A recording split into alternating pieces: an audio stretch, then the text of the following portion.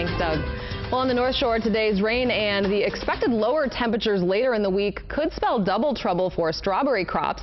But tonight, North Shore Bureau Chief Ashley Rodriguez explains how one farmer is trying to beat those bad weather odds with a new growing method. When raindrops start falling in Ponchatoula and keep falling like today, it usually means another hurdle for strawberry farmers, right behind cold. But for Richie Howes, there's no worry because his berries this year are in this makeshift greenhouse.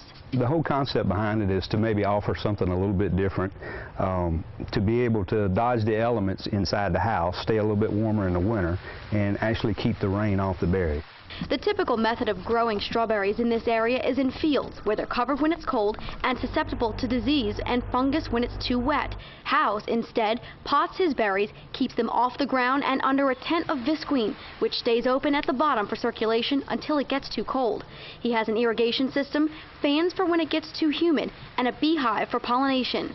He says this process requires less chemicals, is more economical, and so far turning out tasty strawberries, but it hasn't been a simple process to develop.